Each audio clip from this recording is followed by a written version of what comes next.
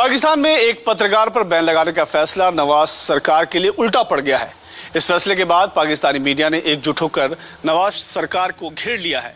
Pakistani media ने नवाज सरकार से पूछा कि आखिर वो हाफिज सईद और अजहर महसूद जैसे मोस्ट वांटेड आतंकियों पर कार्रवाई की बजाय सच्चाई बताने वाले पत्रकारों को निशाना क्यों बना रही है।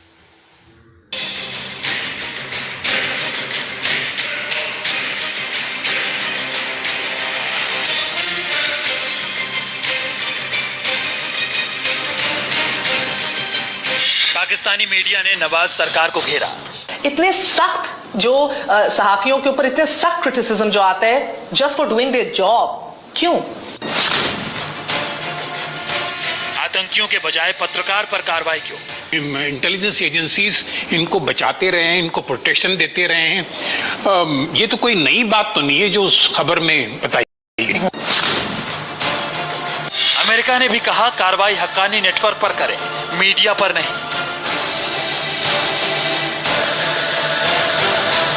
उल्टा पड़ा पत्रकार पर बैन लगाने का फैसला। कुछ भी उस डिस्क्लोज किया गया है वो हम मैं तो पिछले 50 साल से जो जर्नलिज्म कर रहा हूं, मैं देख रहा हूं। पाकिस्तान की नवाज सरकार को अपने ही देश के एक पत्रकार पर कार्रवाई करना उनके लिए ही उल्टा पड़ता दिख रहा है। डॉन अखबार के असिस्टेंट एडिटर सिरिल अलमाइडा ने पाकिस्तान सरकार और सेना के बीच टकराव की खबर क्या छापी, नवाज सरकार बौखला उठी। इसी बौखलाहट में सिरिल अलमाइडा की खबर को देश की सुरक्षा से जोड़ दिया। पत्रकार पर बैन लगा दिया गया, उसके देश छोड़ने पर भी पाबंदी लगा दी। इस खबर के बाद सिविल और अस्करी सफों में तनाव का रुझान गालिब आ गया। आज सिविल अस्करी मुलाकात में इस कौमी सलामती के खिलाफ करार देते हुए जिम्मेदारों के खिलाफ कार्रवाई करने का फैसला किया गया है। वजीर आजम हाउस की जानिब से जारी बयान में खबर को मनगढ़ंत और कौमी सलामती के और सहाफती असूलों के खिलाफ करार दिया गया है। वजीर आजम ने हदायत जारी की है कि इस खबर के जिम्मेदारों का सुराग लगाकर सख्त कार्रवाई की जाए। लेकिन नवाज सरकार का पत्रकार पर कार्रवाई का यह फैसला उल्टा पड़ता दिख रहा है। पत्रकार पर कार्रवाई के खिलाफ पाकिस्तानी मीडिया एकजुट हो गया है और वो हाफिज सईद और मसूद अजहर जैसे आतंकियों पर तो कार्रवाई नहीं कर रही है, लेकिन सच्चाई सामने लाने वाले पत्रकारों को निशाने पर क्यों ले रही है। आलमी तन्हाई से बचाव के इकदाम क्या होंगे? एजाज चौधरी ने हल बताया कि कलदन तंजीमें जैश ए मोहम्मद, लश्कर तैयबा, हक्कानी नेटवर्क, मसूद अजहर और हाफिज सईद के खिलाफ कार्रवाई की जाए। डॉन के बाद पाकिस्तान के एक बड़े अखबार द नेशन ने भी नवाज सरकार से सवाल किया है। द नेशन ने अपने एडिटोरियल में पूछा है कि आखिर जैश ए मोहम्मद के चीफ मसूद अजहर और लश्कर तैयबा के मुखिया हाफिज सईद के खिलाफ कार्रवाई करना राष्ट्रीय सुरक्षा के लिए खतरा क्यों है।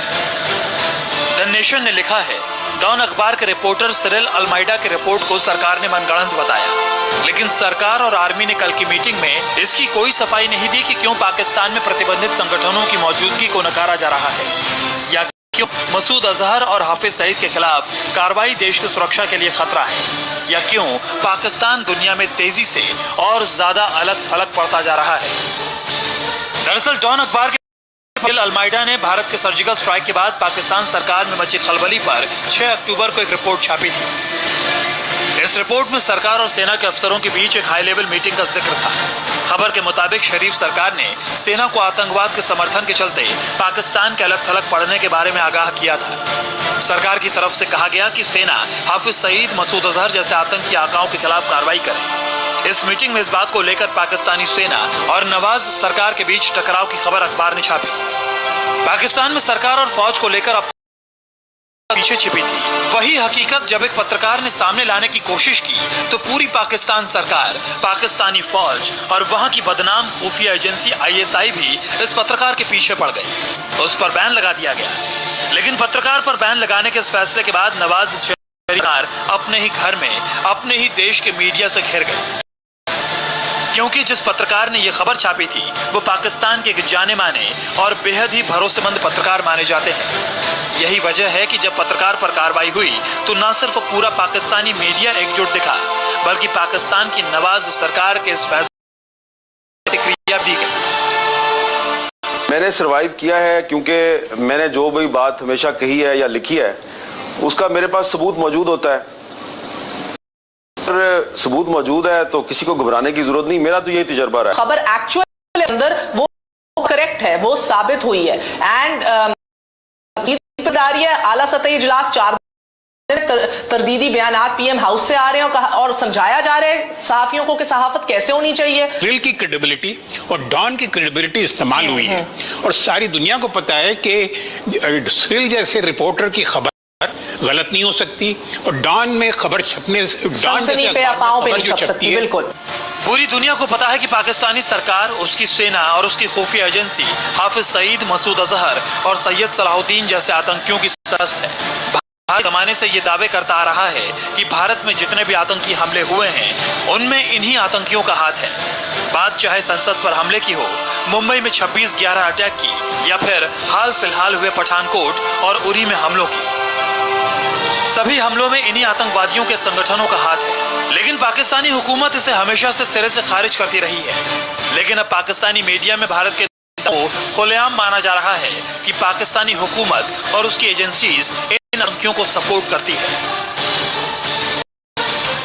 किसको पता नहीं है कि ये जो बैंड तंजीमें हैं ये फिर रही हैं और इनकी सरपरस्ती कहां से हो, किसे पता नहीं है। आपने देखा होगा ये जैश ए मोहम्मद के जो साहब हैं वो जब गिरते हैं सड़कों पर, उनके आगे पीछे जो है ना एस्कॉर्ट्स होते हैं, उन शहरों में ये घूमते हैं।